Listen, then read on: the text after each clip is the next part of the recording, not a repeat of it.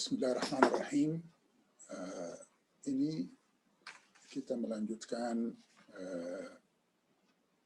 pembicaraan tentang diaspora Hadrami di Indonesia. Ini adalah episode yang ke-15. Dalam episode ini kita akan melihat kedatangan Hadrami ke Indonesia. Memang kedatangan diaspora Hadrami di Indonesia merupakan hal yang istimewa dalam berbagai segi, dari segi agama, status sosial, pendidikan, dan lainnya. Jadi memang menarik sekali kehadiran diaspora Hadrami di Indonesia. Ya, marilah kita melihat keistimewaan kehadiran diaspora Hadrami. Kedatangan perantauan Hadrami ke Indonesia mempunyai keistimewaan tersendiri. Dampak kehadiran tersebut dapat dilihat dari berbagai sudut, baik dari sudut agama, status sosial, peraturan pernikahan, dan pendidikan. Kita akan membatasi diri pada kedatangan perantau Hadrami mulai dari abad ke-19, di mana pada abad tersebut terjadi beberapa peristiwa yang mewarnai Hadrami diaspora, masyarakat Indonesia, masyarakat Arab lainnya, dan pendidikan pada umumnya.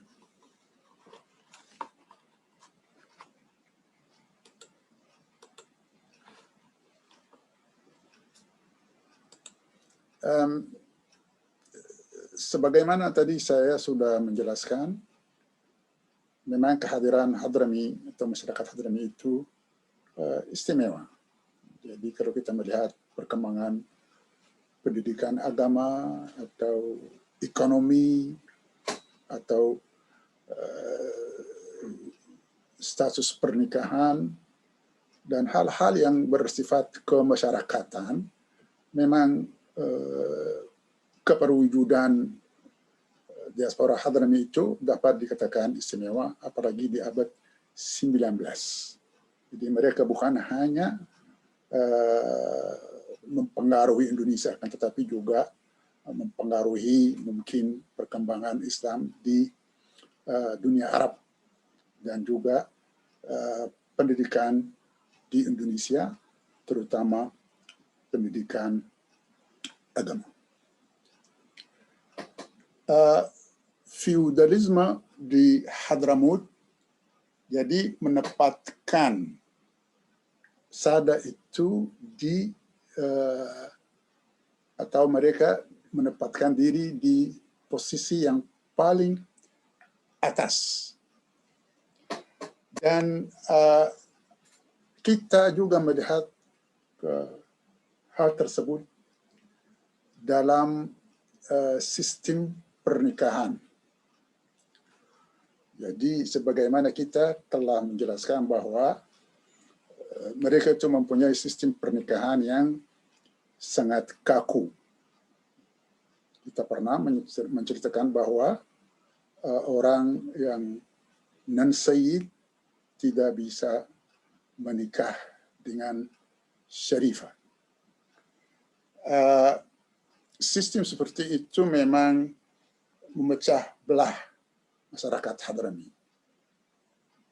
Karena kita sudah mengerti bahwa masyarakat Hadrami itu ada non-sayyid, ada juga suku-suku asli dan ada suku pendatang. Dan memang sada itu tergolong suku pendatang karena mereka datang dari Bisra ke Hadramut.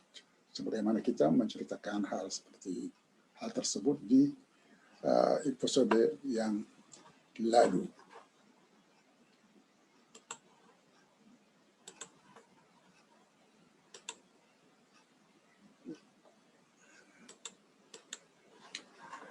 Dari uraian sebelumnya, kita lihat feudalisme yang marak di masyarakat Hadramut. di mana Sada menjadi strata teratas, sebagaimana mereka mengklaim keturunan dari Nabi Muhammad SAW atau yang lebih dikenal dengan sebutan Ahlul Bait, sampai strata yang paling rendah, yaitu abid, budak. Dalam hal ini kita akan melihat peraturan pernikahan yang amat ketat, yang menunjukkan betapa kakunya sistem feudal di Hadramut sampai sekarang. Laki-laki tidak boleh nikah dengan perempuan dari strata yang lebih tinggi. Perempuan menikah hanya dengan strata teratas. Tetapi laki-laki tidak. Dia hanya strata yang di bawahnya. Soal ini memecah belah masyarakat Hadrami di Indonesia. Ya memang betul. Jadi kalau misalnya di tempat tertentu ada sistem seperti ini, memang ada pro dan ada kontra. Di mana kita melihat laki-laki itu nggak bisa nikah dengan strata yang lebih tinggi dari dia. Tetapi perempuan bisa saja, kalau dia di strata bawah, ada orang Sada bisa nikah sama dia. Jadi ini kan sudah tidak soal equality, persamaan sudah terhapus. Ya, ini yang memecah belah antara kaum Hadrami di Indonesia, itu Sada dan non-Sada, dan juga dengan masyarakat Indonesia pribumi. Jadi Anda kalau misalnya tidak termasuk golongan Sada atau Syarif, susah Anda masuk ke golongan mereka. Lalu Sada menduduki tempat teratas sebagai guru agama. Dan mereka juga di Hadramut, mereka hidup di tempat khusus yang namanya Hauta. Mereka sebagai guru agama. Jadi ada kompleks khusus yang ditempati oleh guru agama, dan memang sebagian besar guru-guru agama itu mengklaim bahwa mereka dari Ahlul Bait, dan mereka juga dipercayai, ini dari segi folklornya, bahwa para Sada itu bisa mentransfer berkah, seperti halnya di tempat yang lain. Di Maroko pernah kita menceritakan hal seperti itu. Ya, jadi mungkin masyarakat awam mereka ingin berkah dari Ahlul Bait, karena memang secara garis besar orang Islam itu kan cinta Rasul, dan kecintaan terhadap Rasul itu juga ada yang mempercayai bahwa yang mengklaim, lihat itu klaim dia, orang kalau bilang dia dari Ahlul Bait, maka dia akan dapat keistimewaan, walaupun dia pada hakikatnya tidak demikian.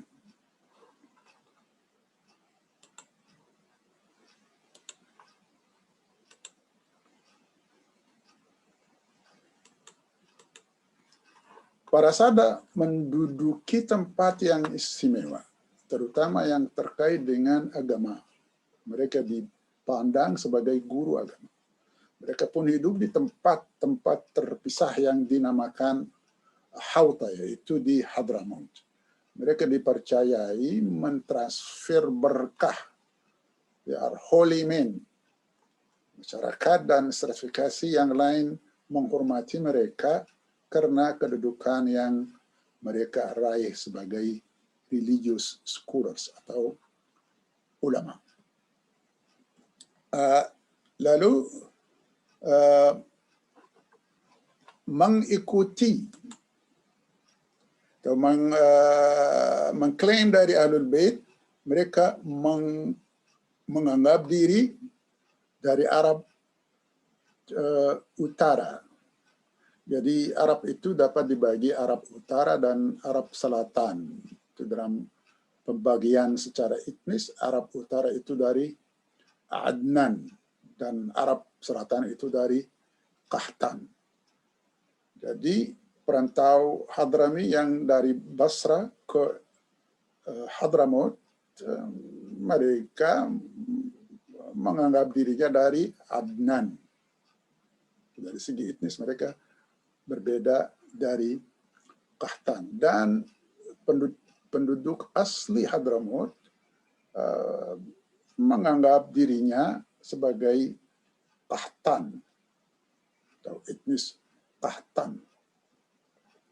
Jadi dalam hal ini memang terjadi persaingan antara keduanya. Ada yang dari suku Qahtan itu yang menyatakan mereka adalah penduduk Hadramaut yang asli dan mereka yang berhak untuk mewakili orang Hadramaut diaspora. Akan tetapi Sada dan Syarif itu menyatakan bahwa mereka yang paling atas datang dari Basra menyebarkan Islam, mereka juga dari Ahlul Bait yang lainnya, seharusnya mereka harus jangan dulu, yang lainnya harus di strata yang di bawahnya. Jadi hal seperti itu terjadi.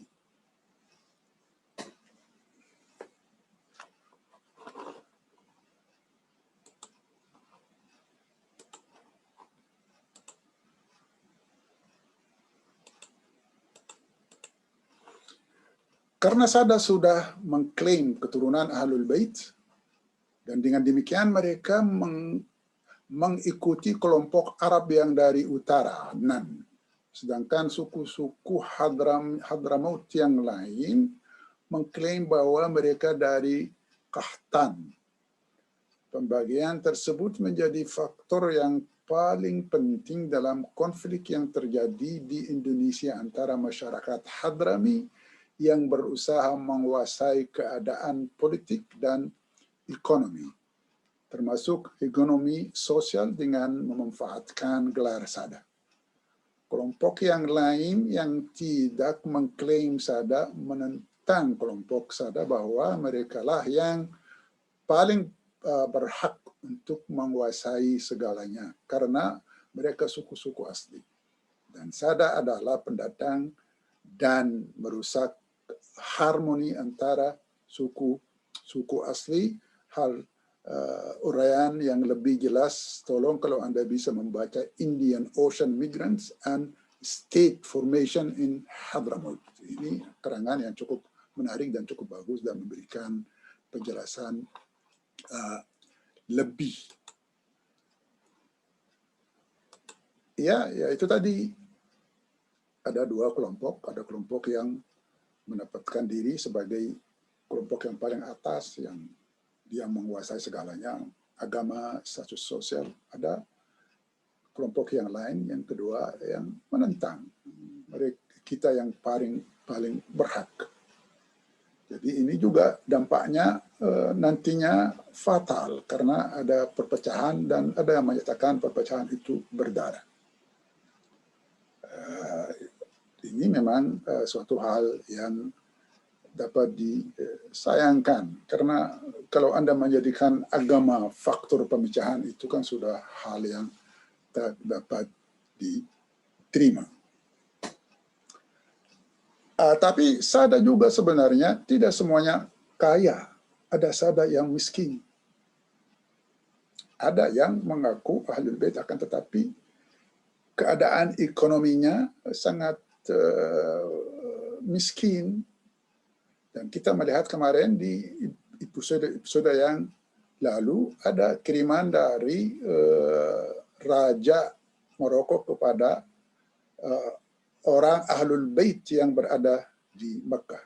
Ini menunjukkan bahwa tidak semua Sada memang kaya raya, kan, tetapi ada juga yang tidak. Kita akan melihat.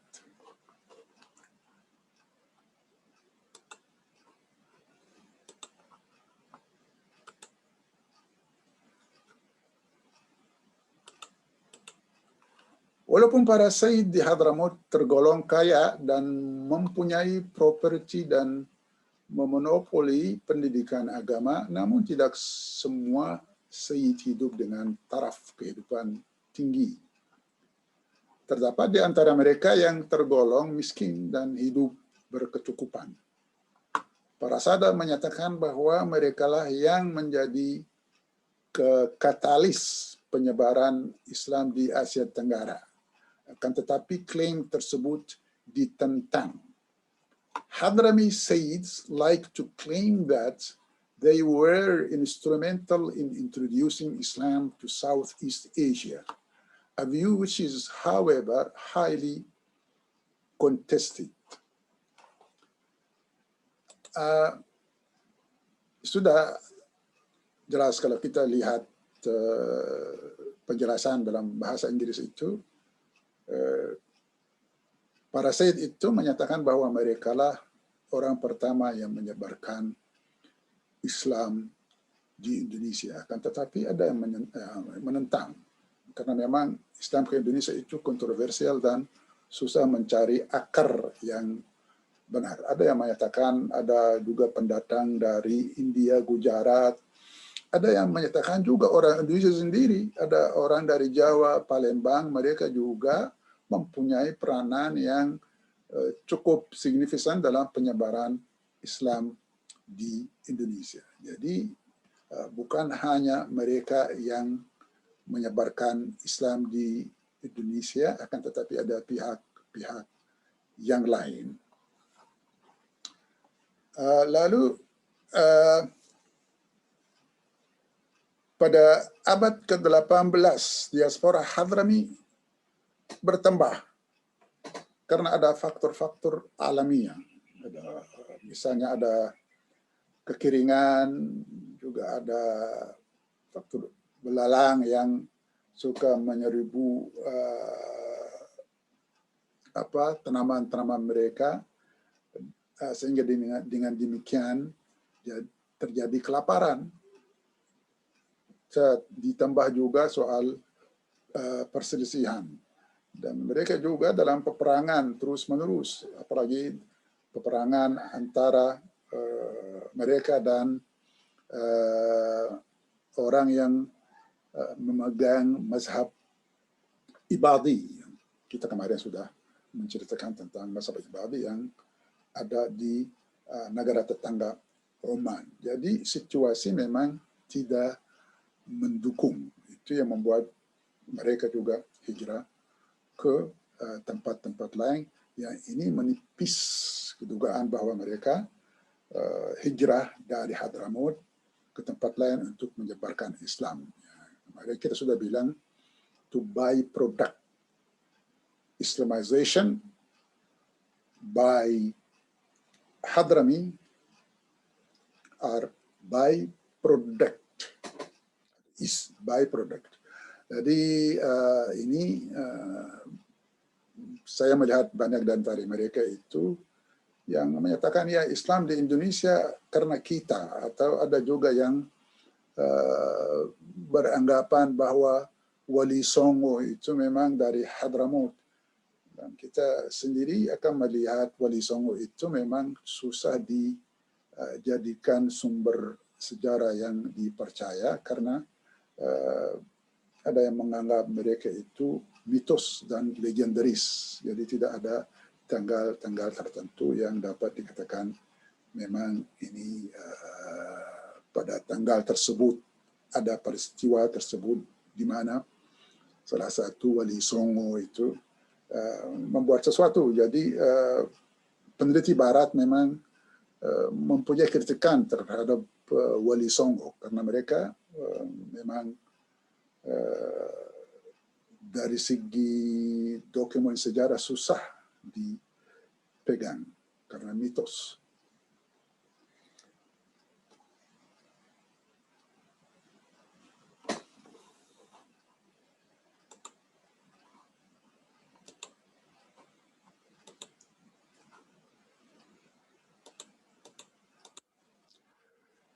During the course of the late 18th century and 19th century, migration greatly increased the push factors for immigration in this period, namely internal strife as well as strains on the sensitive ecological system, which was susceptible to drought and locusts. Pada abad yang ke-18 dan yang ke-19, migrasi Hadrami bertambah. Faktor-faktor penting yang menyebabkan hal itu terjadi adalah antara lain konflik internal dan kekeringan yang disebabkan faktor ekologi dan bencana belalang. Memang ya, jadi ini selain faktor-faktor ekonomi juga ada faktor ekologi, itu faktor alami ya, yang kita sudah mengatakan yang menjadi hal yang memicu mereka untuk hijrah dari Hadramaut. Lalu peranan SADA di Indonesia pada ada yang negatif, ada yang positif. Jadi memang ini keadaan manusia, ya. Jadi selalu ada segi negatifnya, ada segi positifnya. Kalau dapat dikatakan positif, memang banyak dari mereka menjadi guru agama Islam. Mereka juga dapat dikatakan memanfaatkan bahasa Arab karena mereka memang bahasa Arab bahasanya, dan bahasa Al-Quran bahasa Arab, dan ini juga menjadi faktor membuat mereka atau memfasilitasi mereka sebagai guru agama. Tetapi mereka juga ada hal-hal yang negatif dan dapat dikatakan juga yang sangat negatif. Ya, kita akan melihat hal-hal seperti apa yang dapat dikatakan hal yang negatif.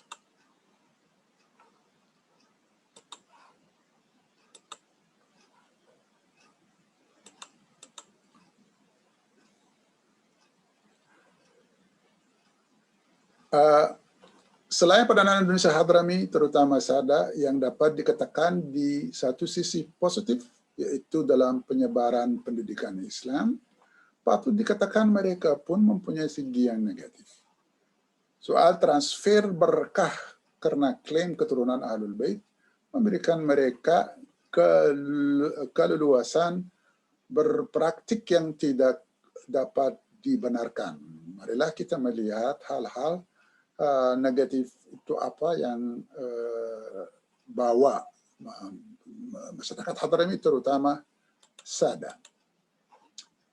Klaim keistimewaan setara dengan rasisme. Jadi keistimewaan itu memang mereka bilang mereka yang paling atas, ini kan sudah diskriminasi.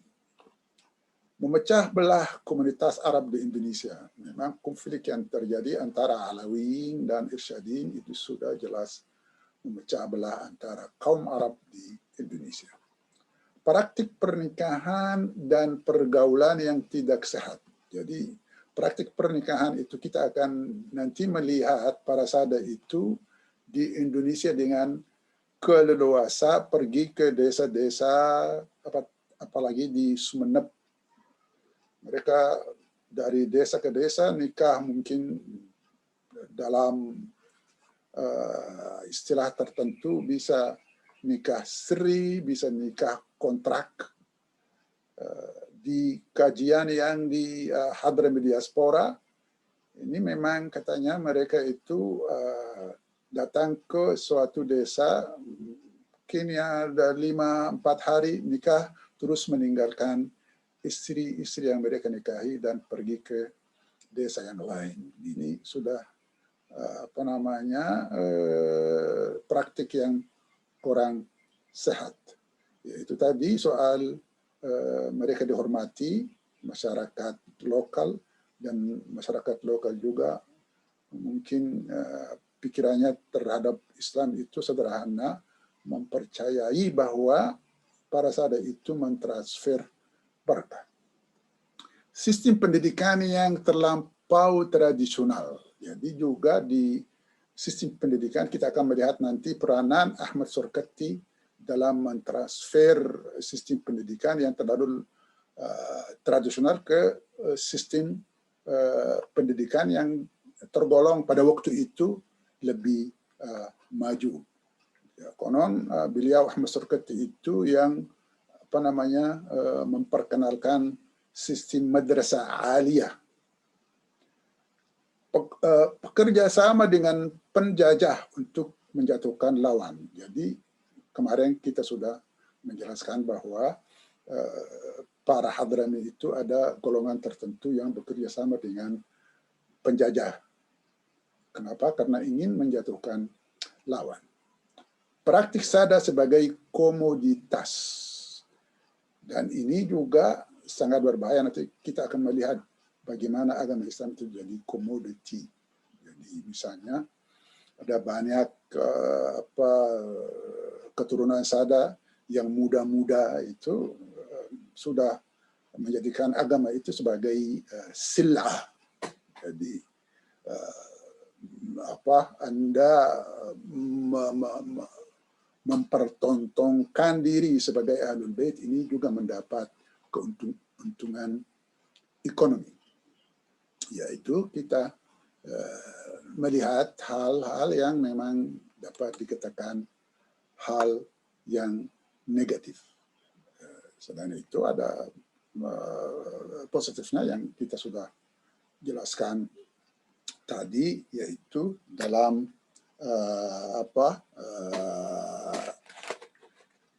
pendidikan agama. Lalu sertifikasi sosial Hadramaut menempatkan saya di posisi yang paling atas hanya dengan klaim Ahlul Bait. Itu tidak sesuai dengan ajaran Islam. Jadi kalau ada kelompok orang dengan pengakuan dia Ahlul Bait dan dia bisa berbuat apa saja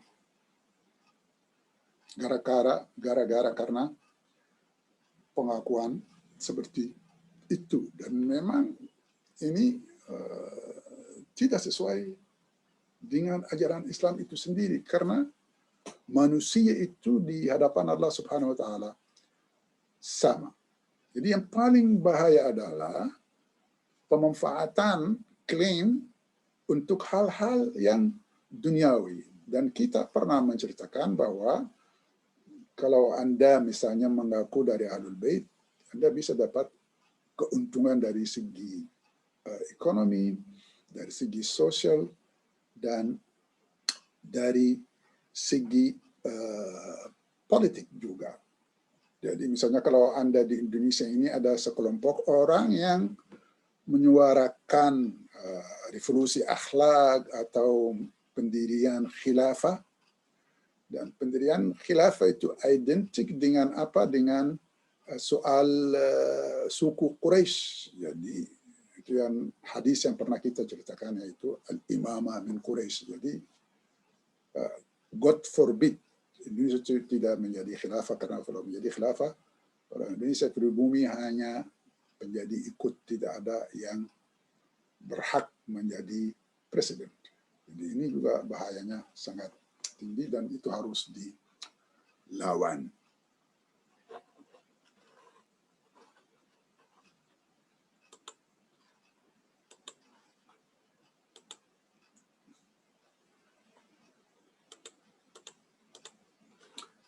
Dilihat dari stratifikasi di Hadramaut itu sendiri, para sada dengan klaim yang belum diverifikasi bahwa mereka dari Ahlul Bait, klaim tersebut meletakkan mereka di posisi yang paling atas, yaitu ekonomi, politik, ekonomi, dan status sosial.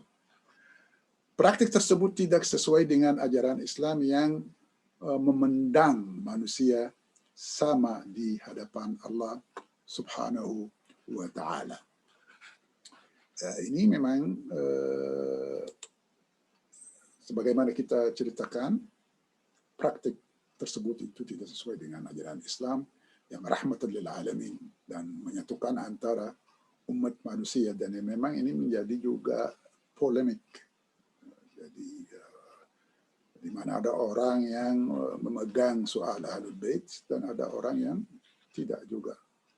Ada yang menyatakan bahwa orang Islam itu sama dan di hadapan Allah Subhanahu wa taala sama. Nanti kita akan juga menceritakan tentang hal seperti itu di akhir-akhir episode ini. Lalu peran sada di perpecahan yang terjadi di Indonesia. Memang masyarakat Indonesia perlu mengetahui bahwa terjadi perpecahan antara kaum Alawiyin dan Irsyadiyin. Jadi sada dan non-sada. Ada perpecahan yang mungkin sudah lama sekali, 20 tahun ada yang menyatakan seperti itu, dan peristiwa-peristiwa yang terjadi itu berdarah. Ya, jadi di mana ada golongan tertentu yang merasa dirinya paling atas, tetapi ada golongan yang lain yang merasa dirinya dirugikan, jadi persaingan. Yang merasa dirinya di golongan yang paling atas itu merasa dirinya diancam bahwa posisi mereka akan dihapus. Ada juga yang non-sada, mereka ingin mendapat juga tempat. Ya, ini terjadi pemecahan, dan kita akan melihat juga ada seorang dari Sudan namanya Ahmad Surkati mempunyai peranan yang cukup signifikan, terutama dalam fatwa pernikahan yang dia keluarkan. Jadi posisi Ahmad Surkati memang membuat sada dan Alawiyin itu tidak menerima. Maka beliau dikeluarkan dari sekolah mereka. Dia malah mau pulang ke Sudan, akan tetapi ada seorang teman dan berbicara sama dia, jangan pulang dulu, kita akan mencari solusi dalam hal seperti itu. Dan disitulah jadi perpecahan antara dua golongan, yaitu Alawiyin dan Irsyadiyin. Di mana di situ juga muncul peranan Ahmad Surkati. Kita lihat.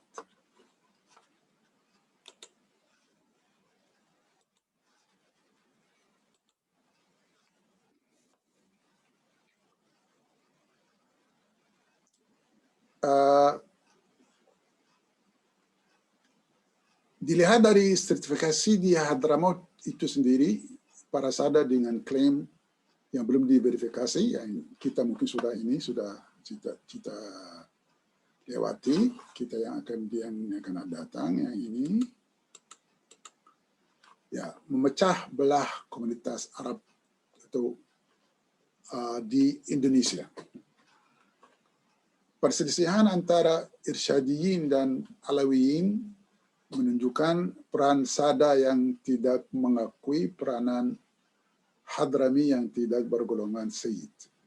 Muncul peristiwa Ahmad Surkati dari Sudan dan kawan-kawannya, yang pada gilirannya terbentuk dua organisasi, yaitu Al-Irsyad dan Al-Alawiyin.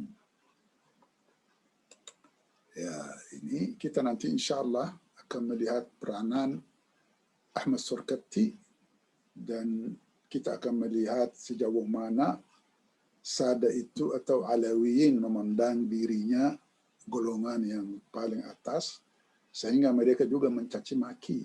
Itu nanti kita akan lihat dalam segi apa. Mereka memandang Ahmad Surkati itu rendah. Apalagi ada yang menyatakan, oh orang dari Afrika kok mau melebihi kita, nggak boleh. Dan juga dia dilarang untuk mewakili masyarakat Hadramaut karena mereka bilang itu bukan orang kita. Coba bayangkan. Kalau orang Sudan bukan orang mereka, tentu saja orang Indonesia bukan golongan mereka gitu. Karena mereka adalah dari Ahlul Bait. Dan cukup sampai di sini.